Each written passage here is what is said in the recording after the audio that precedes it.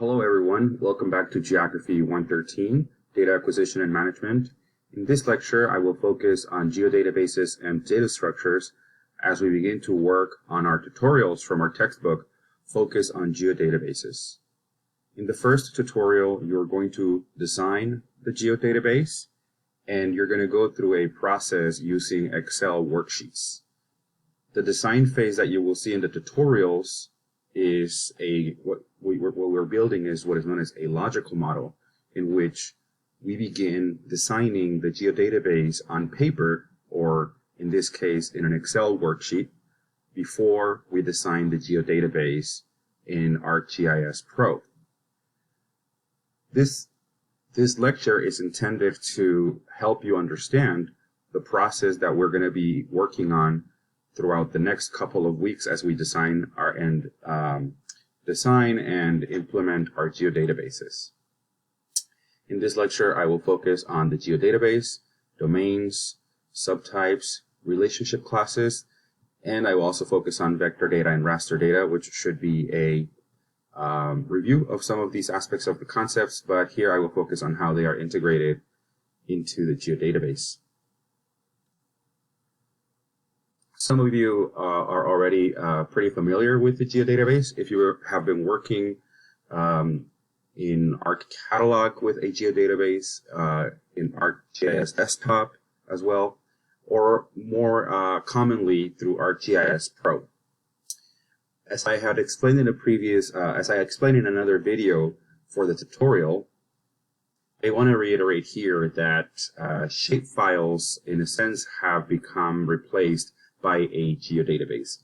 When GIS software got started, the common data format we used to organize our information was the shapefile. As the software has evolved, we now use a type of we use a geodatabase to better organize our data. When you have too many shapefiles, it can get very difficult to work with large projects. And so the geodatabase allows us to organize them and expand them and control the behavior between features, and also build complex relationships between our tables and our data tables and our feature classes that contain geometries like points, lines, and polygons. And a geodatabase today is automatically created for you.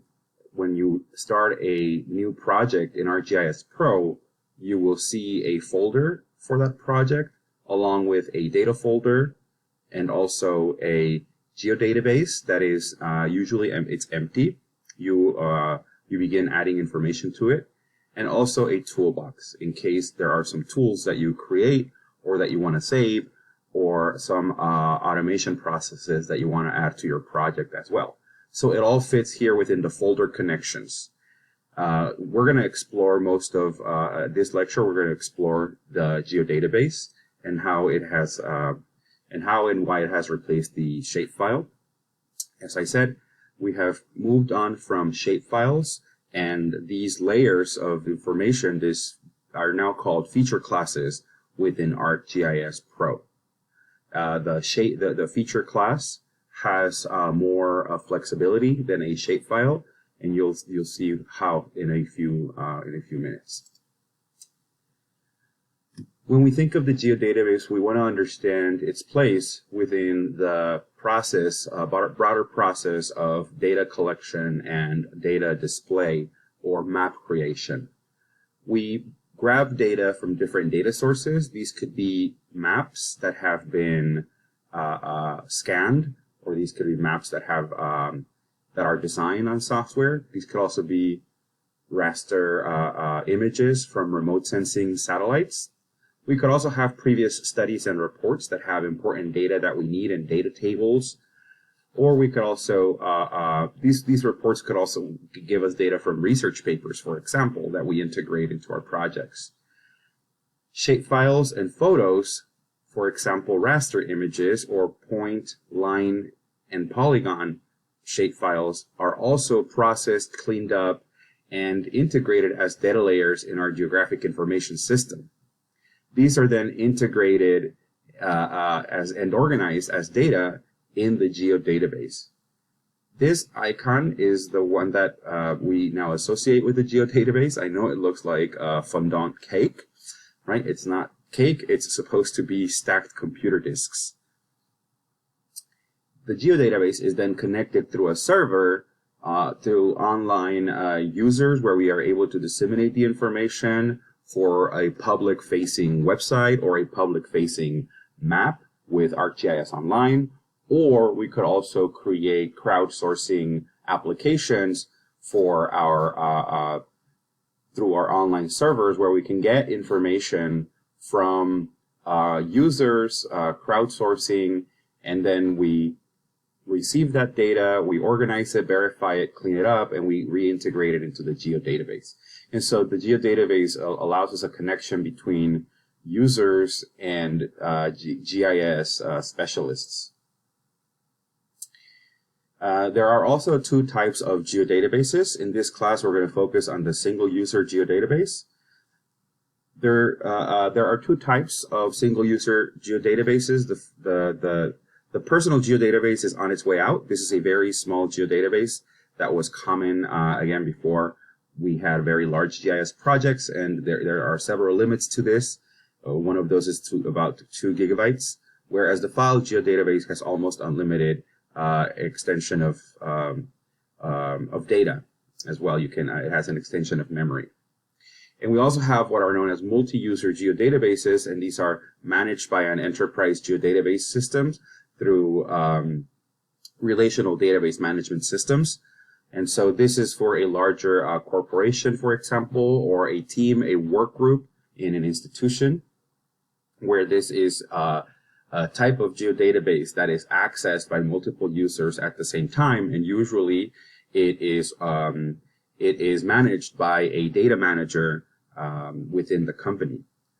Both the single-user geodatabase and the multi-user geodatabase have evolved to integrate attribute tables. So this is what we call tabular data or data tables.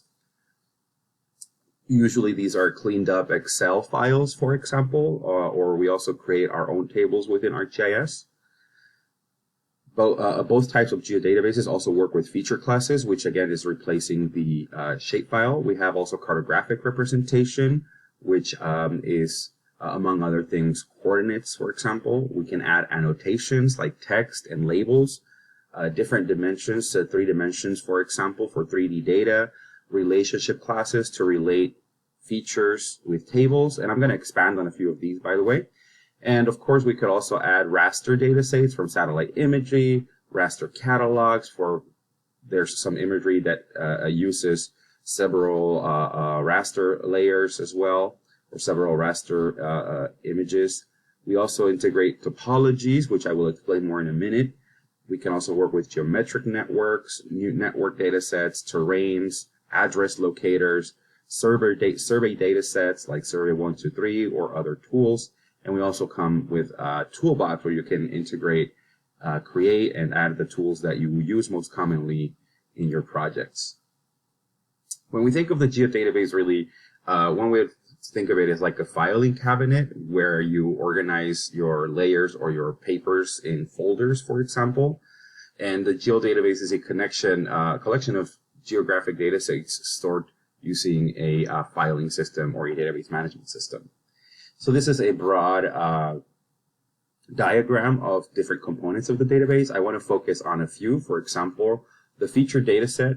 A feature data set is one of the new additions of the geodatabase. And basically what this is, it's like a folder, let's say, for files that are related to the same project, that have the same spatially related feature classes, meaning that they have the same datum or the same projection. And these feature data set also collects data types that are related with the same topology or network objects that connect them. Feature classes in the feature data set also share that spatial reference, like I said, that datum or projection type as well. The feature data set, again, is a folder that contains feature classes. The feature class, as I've mentioned, is replacing an evolution of the shapefile. And a feature class is usually, a feature class refers to vector data, which contains point, lines, and polygons. Raster data is organized outside of feature classes, okay? But we'll focus mostly on on vector data in our tutorials and in this lecture. So a feature class is a table with a shape field containing point, line, or polygon geometries for geographic features. Within the geodatabase, a feature class, whenever we create a new feature class, one of the additions or one of the new components of it is that the software automatically creates 3 fields like object ID, the shape, or also sometimes the area, the measurements. And then we also have user-defined fields for each feature, where we are also going to have our attributes. Our attributes are going to be our measurements, like the type of species of tree, for example, the size of the trunk, does it have a pest, or is it close to dying? Does it need water, right? These are the types of attributes that we would put in these columns, and each feature or each row is a discrete item, like a fire hydrant or a tree, for example. And we also have subtypes, which we will explore later.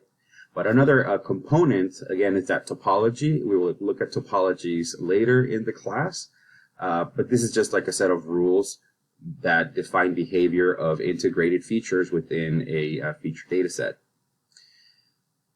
Other components of the geodatabase are its ability to integrate data tables, for example, right? As we know, a table is a collection of rows and columns, each containing the same fields. Tables represent non-geographic objects, and so this is, for example, a table with census information, for example. And what we often do in GIS is we connect a feature class with our geographic shapes. We often connect this to a non-spatial table, let's say that census data, through a sort of relationship. That could be a join, it could be a join, it could be a relate, or the more sophisticated relationship class, which associates objects from a feature class or table to objects in another feature class or table. And relationship classes can optionally have user-defined fields as well. In order to connect tables, we're going to need what is known as a primary key and a foreign key. I am going to be going into these concepts more in depth. I am just introducing them here. Another component of the geodatabase, as I've been saying, right, is this ability to have complex relationship classes. The most common relationship class that we have is the join or the relate, which I will talk about in a minute. But within the geodatabase, what we're also going to have are relationships between different types of data. So in our tutorial, we're going to be looking at properties and parcel data from a cadastral map, which is very common in city planning for property management.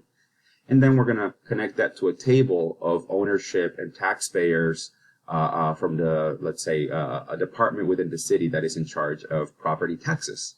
And we're going to connect that through a table between two, to connect these two objects. One of the also components of the geodatabase is the domain. And a domain is a set of rules. It defines a set of range of valid values for a field. So oftentimes, when we create a domain for a specific attribute field, that allows us to limit the type of information that can be entered. So for example, our domain is going to tell us if we have a symbol or a code for that attribute. And then each code is going to have a specific meaning. The code could be, for example, whenever we are entering data, the domain can limit the people entering data to the codes we predefine. This could be codes such as subways in New York City that are limited to each borough. Like the borough of Manhattan would be an M, the borough of Queens would be a Q, the borough of the Bronx would be B and X. And these are the types of codes that can be entered by users as they are being filled out. The domain is important because it allows us to set integrity rules so that if the geodatabase is transferred to another person, they have the same types of codes and descriptions as well. When we create a geodatabase, we follow some of the same management principles of database management systems. For example, database management systems have very common processes such as joining data with key fields, right? So a key field from one table can join to another table. That could be like a county, or it could be a FIPS code, or it could be an ID code of some sort. Databases should be expandable, so we should be able to add more data and add new features every time we have more data. Many databases have limited access privileges so that only a few people can update them or change them regularly. Metadata should also document, metadata should document the data, not metadata, apologies here, but metadata is basically information about the data. So information about your shapefiles, for example, the day it was last edited, the day it was last created, etc.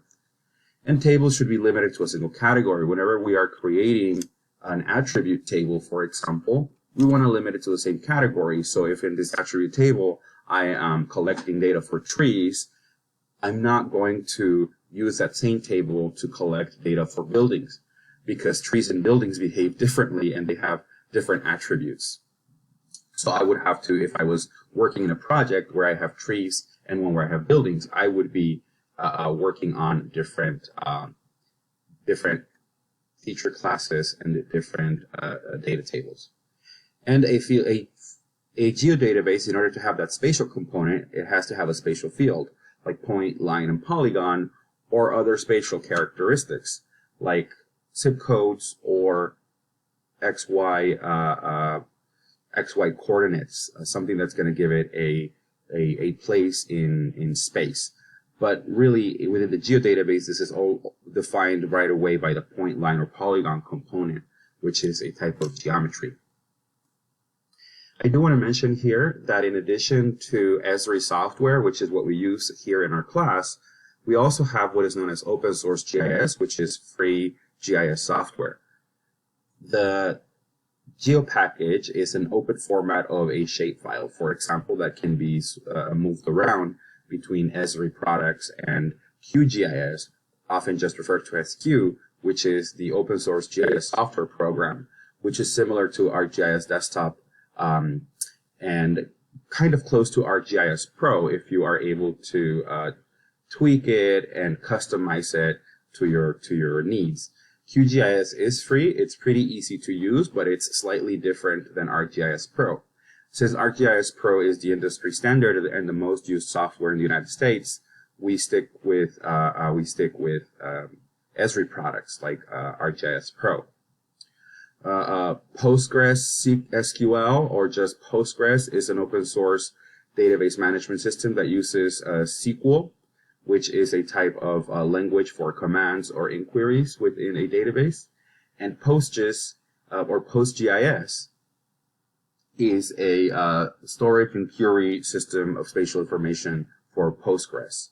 Lastly, I also want to mention GrassGIS, which is an open source software management, open source GIS management for imagery like vegetation, for example. This is more useful for raster data. Okay, so this is the more common way to look at a geodatabase. When we look at a geodatabase in catalog or ARC catalog, right? Remember, the geodatabase is like a memory or a USB, and it's the data management framework for Esri products. As I mentioned, we have a feature data set, which is like a folder where you group your similar feature classes. And then the feature classes is like an updated or evolved form of the shapefile. And we can also add within our geodatabase, we can add annotation feature classes, which are place names. We could also add raster data sets for aerial imagery or scanned maps or satellite imagery. And we can also connect non-spatial tables again, our friend humble table upon which civilizations are built. But yes, you'll be surprised. The data table, attribute table has been around us for a very, very long time, and it has allowed us to keep track of information all the way from the allocation of food to the taxation of plots of land and the maintenance of large bureaucracies of memberships, for example, etc., etc. Other geodatabase data types are raster data, LiDAR, which we will explore later, TINS, topologies, networks, survey data, and relationships between classes. Briefly, I just want to mention 10 steps to design a geodatabase. The first is to identify the information products that will be produced when you compose your GIS. And this is really the steps that we are doing in the first tutorials this week. I know it's going to be a little abstract, but take your time, be patient with the process. And this is basically what we're doing, identifying the information that will be produced with our GIS. We're going to identify key thematic layers based on our information requirements. And we often specify the scale ranges and spatial representation, meaning that, for example, a layer should be visible or should not be visible beyond a 1 to 10,000 scale or 1 to 5 million scale, for example. We also have group representations of data into data sets, and we define table database structure and behavior for descriptive attributes as well. So our attributes are often defined as the types of a field we can use. Some of our fields and attributes are going to be dates, others are going to be zip codes, and others are going to be percentages, right? These are all numbers, but they all behave differently. A zip code is a code, and it's not a number that you can divide. A percentage is already a calculated statistic of sorts, and so there's some things we can and can't do.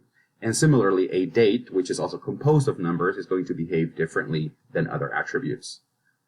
And so this is part of the process that we're going to be completing in our first tutorials within our textbook, and later on we're going to expand the geodatabase. We also define the spatial properties of our data sets, for example, their datums and projections and coordinates, and then we propose a geodatabase design. This is already organized for us within our textbook examples. Then we implement, prototype, and review and refine our design.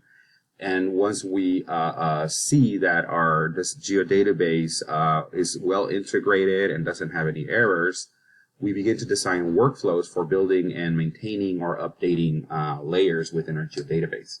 Lastly, through metadata, we are also able to document our design using appropriate methods.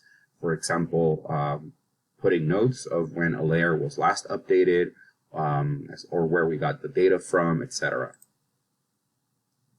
So let's talk about domains. And if you want to take a break, this would be a good time to take a break. But we're going to be going into some of the components of the geodatabase. As I mentioned before, if you want to take a break, now would be a good time. But I'm going to go into attribute domains. So as I've mentioned them before, attribute domains help maintain accurate data collection and accurate updates. This is because attributes define what values are allowed in a field in a feature class table or a non-spatial table. And it specifies valid values for an attribute. So what this means is that we have a domain name that controls an entire field, like New York City borough is the domain name, and the description is the type of borough in this case, meaning the type, kind of county almost, right? We have 5 boroughs in New York City. They're not equal to counties, but the city is so large that it's divided into 5 sections. And the type of field we are using, because this is a code with letters, we use text, and then we use the domain type, which is coded values. So here we have the codes. The domain type could also be numbers as well. Right, and so here we have coded values: M for Manhattan, B for Brooklyn, X for Bronx, etc. And so whenever we are entering data in this field, the only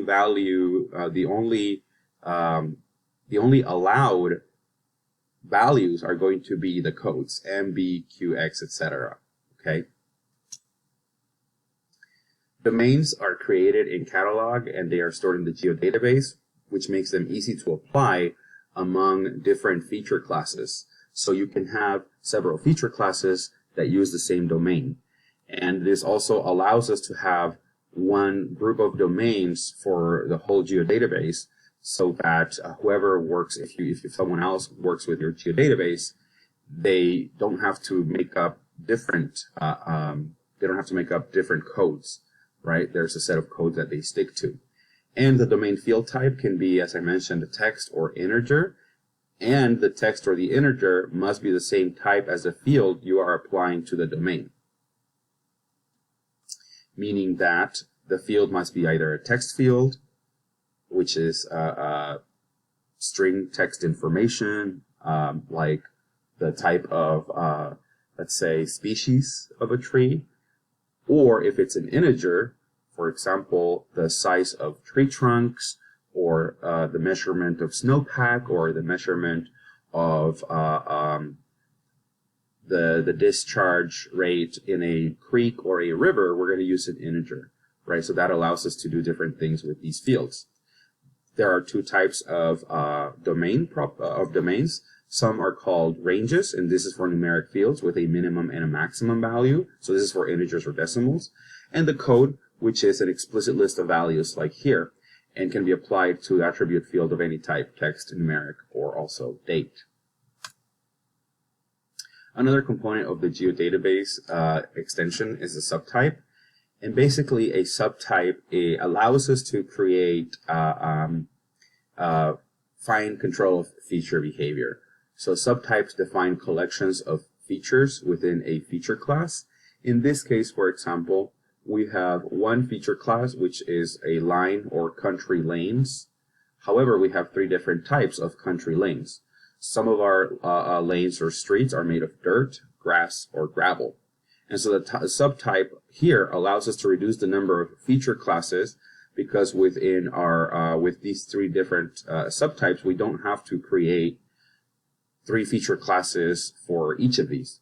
We create one with subtypes, since they are all related, they're all the same type, but a subtype of a country lane is dirt, grass, or gravel.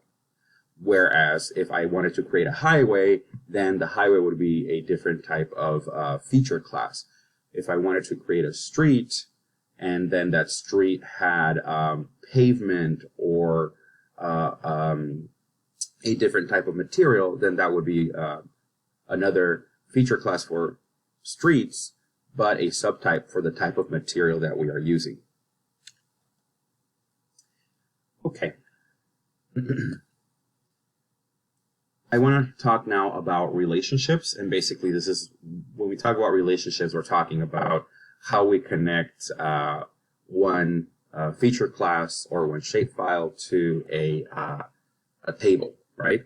Relationships are a common, they're common to all database management systems, whether you're working with Oracle, Microsoft SQL Server, MySQL, IBM, or something like Microsoft Access, which has been on its way out. But basically, building a relationship is a basic concept in which multiple tables are related by common attributes.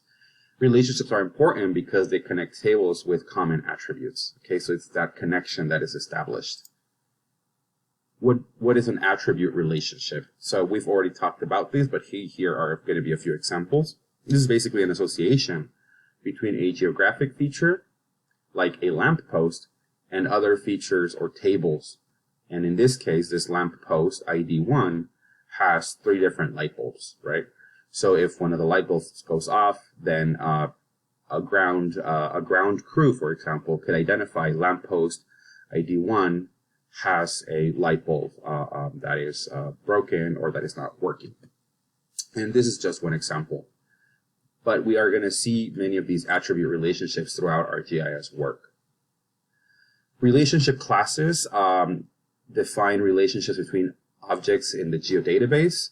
So sometimes the relationship class is going to look like an addition to the geodatabase.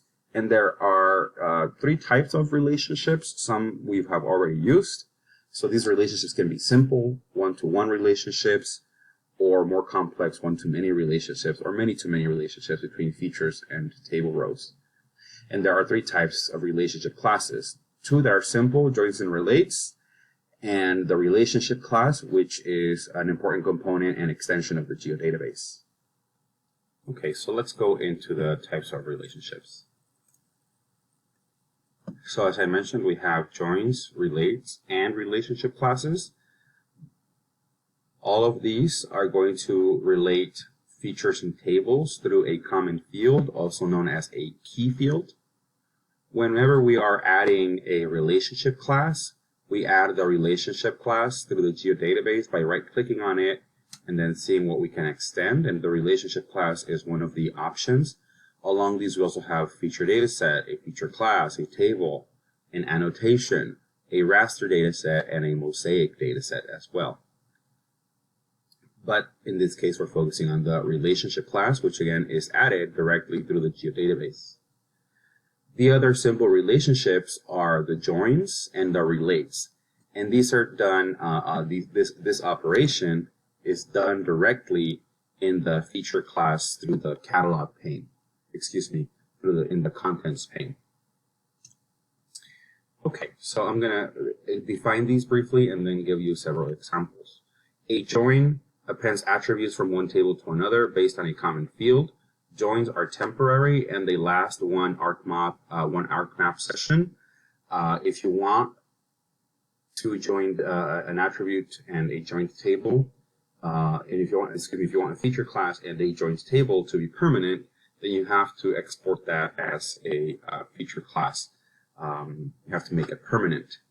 A relate is also temporary, and it defines a relationship between two data sets using a key. Relates do not append attributes, so you don't join, for example, one table to another. They just act as a pointer between related data sets so that you can use that information while you're working with the feature class data, whether it is to update the information or just connect it to know, for example, as we're going to see in our tutorial, which owner is the which owner owns a property, which owner owns the parcel property for tax purposes, for example, or whenever a property is sold, that ownership relationship needs to be updated and the owner needs to be changed. And lastly, we have the relationship, which it stores information about associations among features and records in a geodatabase. Relationships are established between tables and feature classes, and because relationships can be complex, these can sometimes also have a specific table that shows the connections between relationships. And these use properties to define the behavior of the relationship as well. So we're going to explore some of those properties in a minute. So let's talk about joins and relates. These are simple attribute relationships, and they are temporary. When would you use a relate or a join? We use a relate to access associated data without copying or appending data. So for example, if I want to know which worker works in a coffee shop, right? So coffee shop 1 or coffee shop 2, and who works there, and that's related to payroll, for example. A join appends data to a feature class for map display and for labeling. So if I want to create a map and I want to connect a table of polling station addresses or polling station names to a map feature class, a point feature class, etc., then I am able to display information from that table through a join. So joins are a useful way of combining two tables by appending attributes from one table to another. And tables need to share a common attribute. Again, we've been talking about that common field that lets us know which attributes to attach to which records. A table join uses a common attribute used between two tables, but we can also do a spatial join, which uses a common location like a zip code and what is inside that zip code, or a county and what is inside that county, to create a spatial join. And we already worked on some spatial joins and some relates as well, and table joins in the review lab. So joins are used again to establish one-to-one or one-to-many relationships. That is one city to one football team, or it could also be many cities to one state, for example. And joins are best suited for labeling and symbology.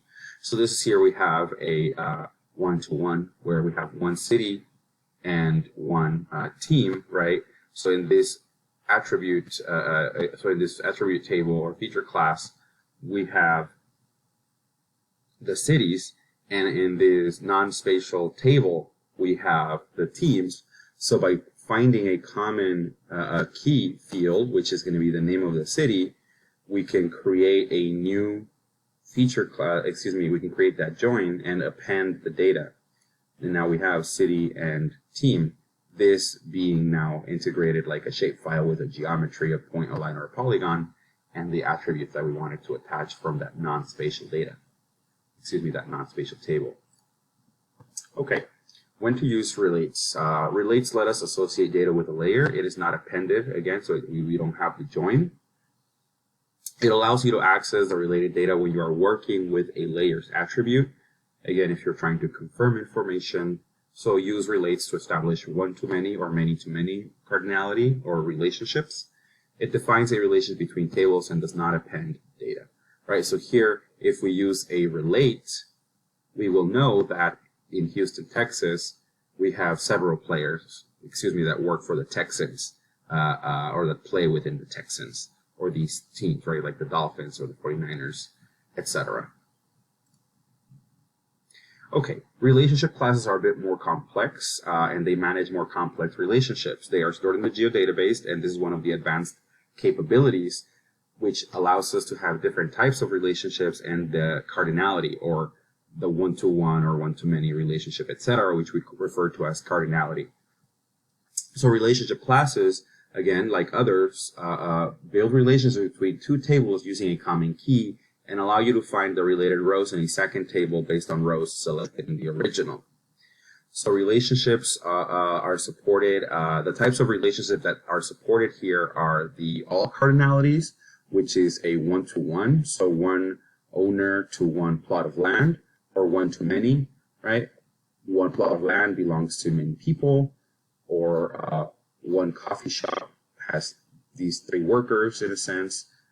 Many-to-one, where many people, where when one person or one owner or one manager can be responsible for many locations.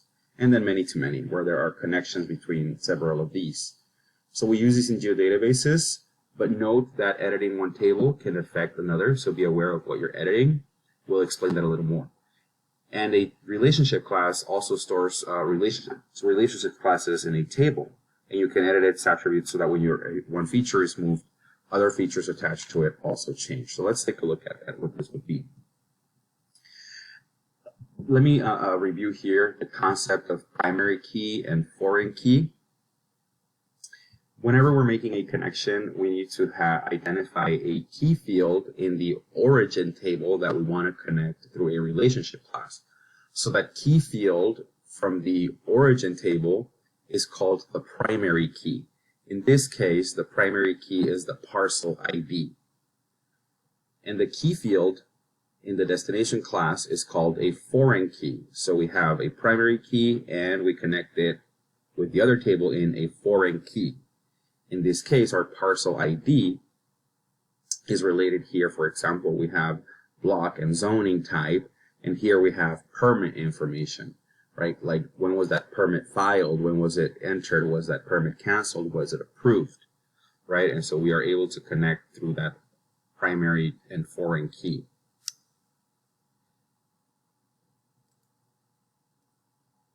Key fields may have different names, but they must have the same data type and contain the same kind of information, okay, such as parcel ID, a county name, or a FIPS code.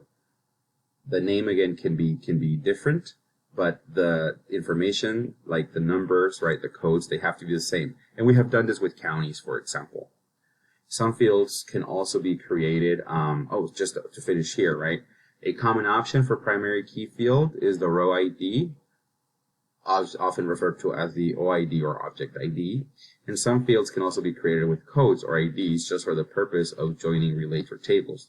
So if you want, you could also add another field to your attribute table, and that field is just codes, so that we connect that code right to the destination table through that same primary key to a foreign key with a set of codes that we have made to be able to connect these two. Okay, let me take a sip of water.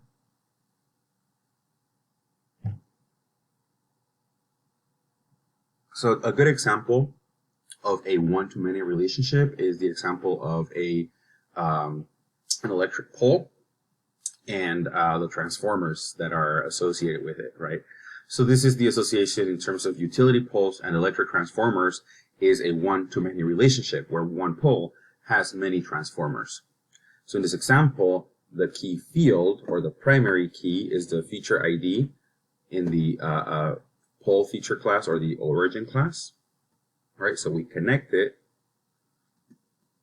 to this table of the transformers in, again, a one-to-many relationship where pole ID 102, we know this is made of wood, for example. We know its height.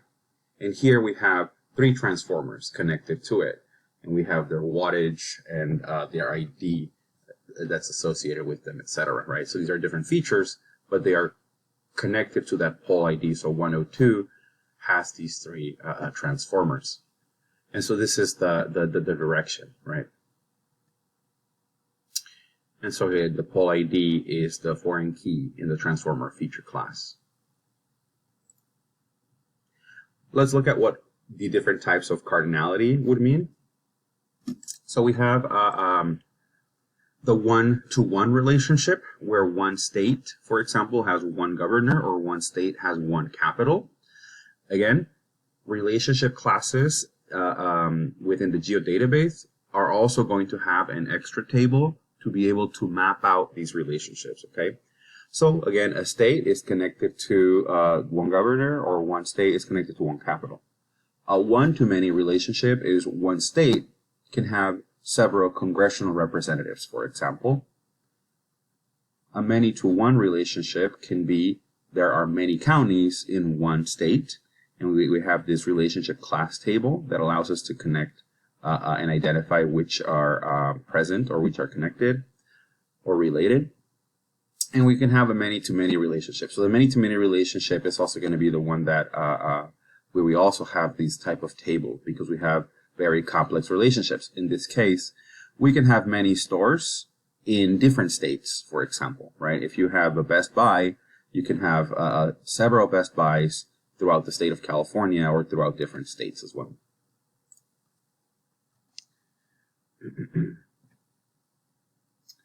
Okay, so here we go. When it comes to these types of relationships, in a one-to-one and one-to-many relationship, values in the primary field, in the primary key or the origin class, directly relate to values in a foreign key or of the destination class, right? So there is a one-to-one connection or a one-to-many connection. The only class that I can recall, the many-to-many relationship, which is this one. Here we can have, we require the use of an intermediate table to map out the associations because of the complexity of the relationships here.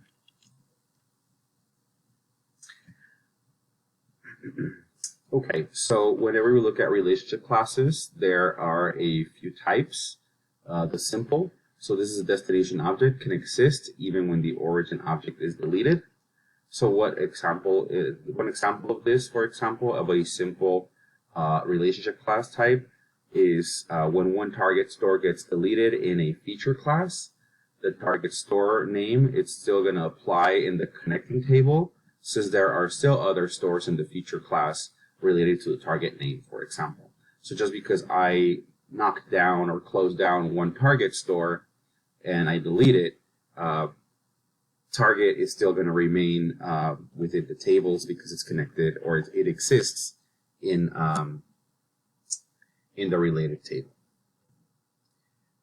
Then we also have what are known as composites, right? So this is a simple relationship, a simple type of relationship, This is a composite relationship, and the destination object cannot exist without the origin object. So in this case, the origin is a school campus, and the destination is the buildings, right? The destination table is the buildings that are in that campus. So when the school campus is knocked down, all the related buildings in that other table are also going to be automatically deleted.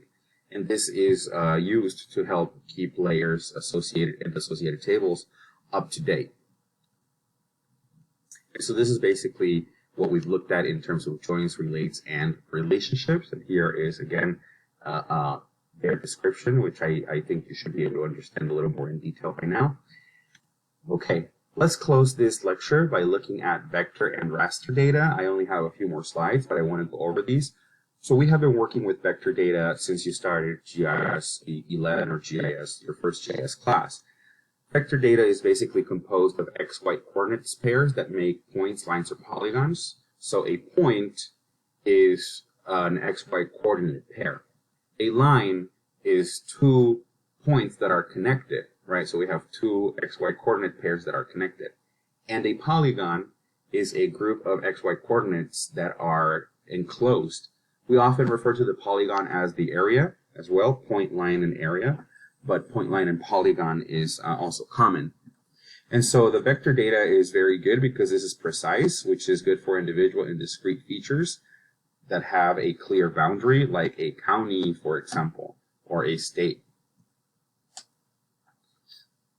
And vector data can be stored using about 1/10 of the space that raster data requires. So raster data requires a lot more memory. However, vector data is bad for continuous features that have continuous coverage of a surface, for example, weather patterns, moisture, or snow, whenever we're looking at satellite imagery as well, right? So we're going to be looking at raster data in a minute. So we've talked about the point. It's one pair of x and y coordinates, and we can use points to create cities, towns, or campgrounds, or points of interest within a trail. Lines are a string of connected points that form a line, and we use these to show roads, rivers, hiking trails, creeks, and any other features on Earth that can be depicted with lines or networks of lines. And polygons, or areas, are made of an enclosed line, and we use these to show borders of states, slots, zip codes, census tracts, etc. So this is what the feature classes, what vector data models look like. So the point, a line, and the polygon. So here we're looking at counties in San Diego County, I believe, right? And so here we have farmers markets, which are points, freeway lines, which are, this is the 5 right here going down to San Diego. These would be freeway lines as lines, and counties as polygons, right? So the county borders are polygons. Again, these are discrete objects, and we organize these types of feature classes within a feature data set. And again, the feature data set, the feature class is an evolution of the shapefile. But if you look at the point, line, and polygon, is the same vector structure that we get in the shapefile and the feature class. Again, point, line, polygon. Okay, so let's review briefly raster data. If you recall, raster data is a grid of pixels that hold data about a single attribute, and each pixel has a numeric value for an attribute it represents.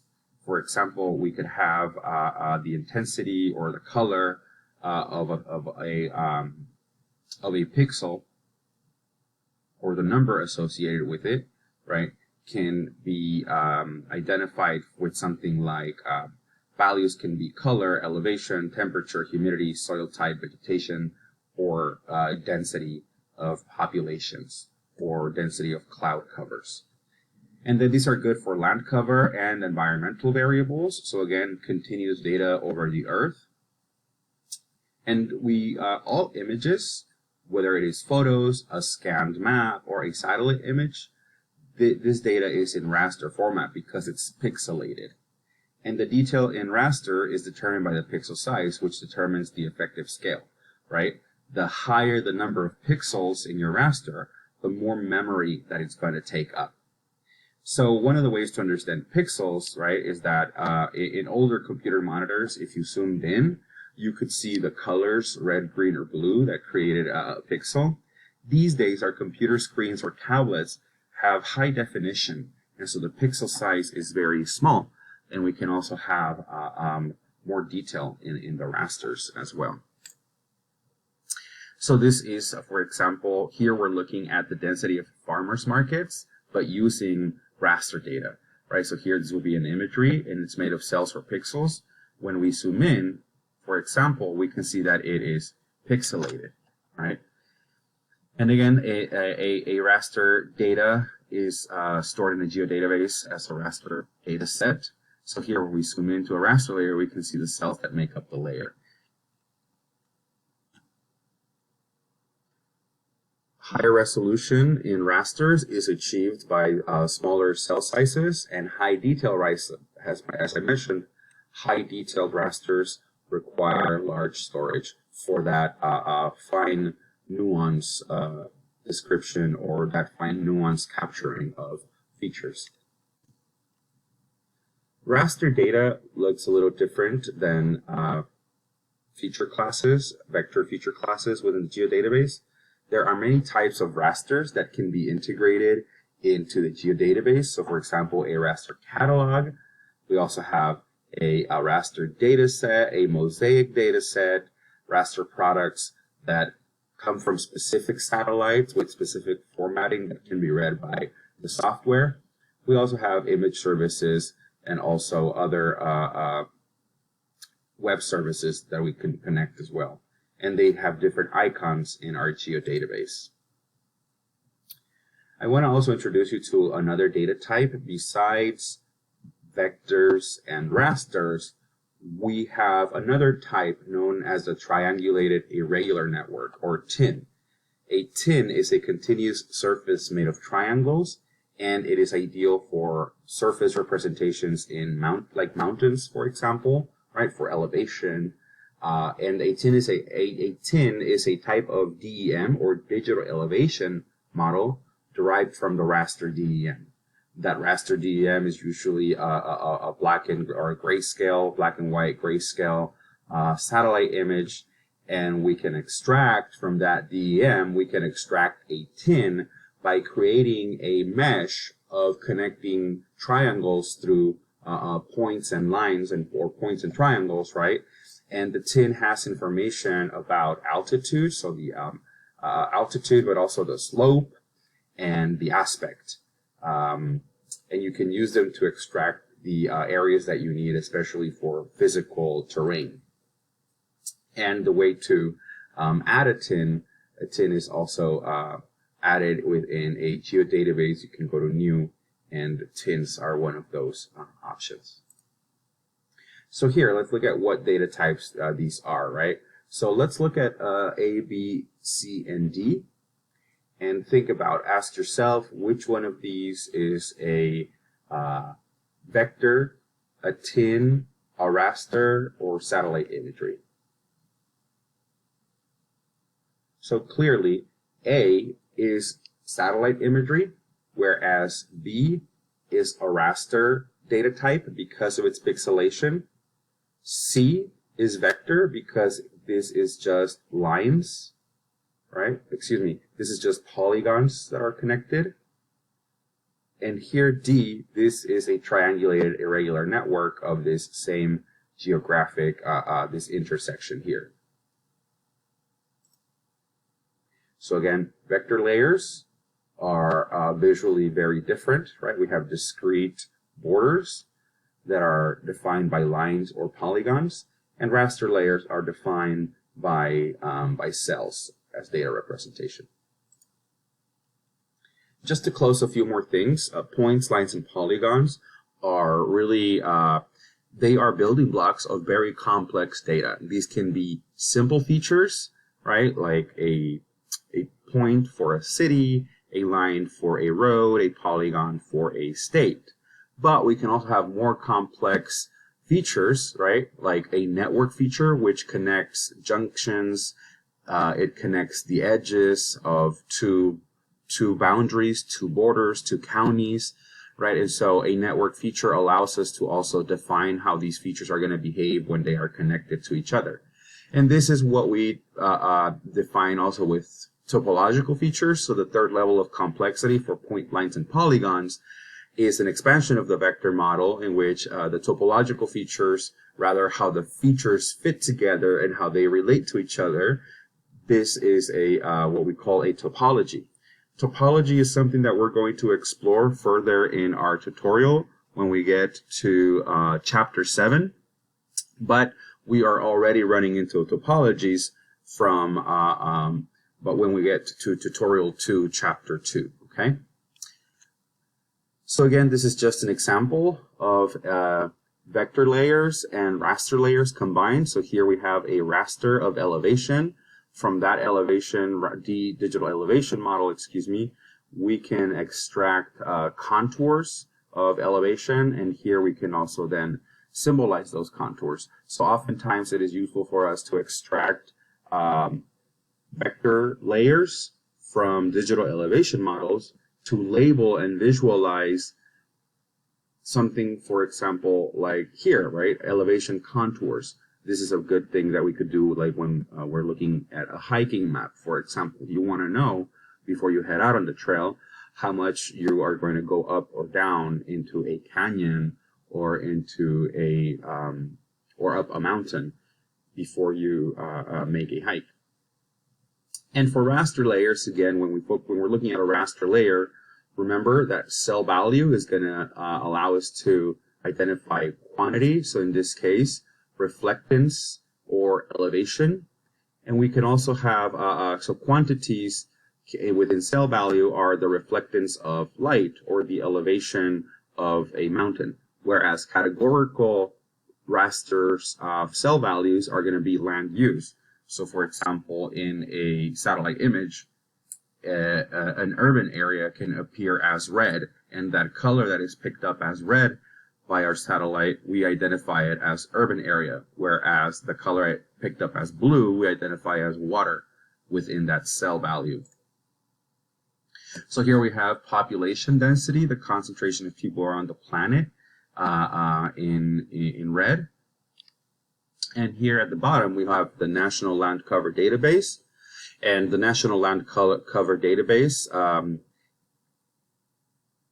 gives us a classification system, right? So whenever we have open water, this is designated in a specific type of blue color, whereas developed areas in low, medium, and high intensity are closely associated with reds, maroons, and pinks. And we also have different forests, pastures, agricultural areas, etc. And all of these are can also be identified through satellite imagery of land cover. Okay, that's it for this. That's it for this lecture. If you have any questions, please send me a message on Canvas or see me during office hours. Some of these concepts are going to make a little more sense once you start building the geodatabases. In the first tutorials, we're going to design them and then build them within ArcGIS Pro. Be a little patient, or be patient rather. The process takes a little bit of time, but it is important to understand these concepts so that we can then focus on expanding and acquiring and cleaning up data, because it's important to know how our data is going to be relating to each other. It's important to know the data type, if it is a vector or a raster layer as well. And it's important to know the different capabilities that the geodatabase has in terms of connections, etc. Right? So again, if you have any questions, definitely send me a message or see me during office hours, or feel free to watch and review this video as well. Okay? Thanks everyone, and have a good afternoon.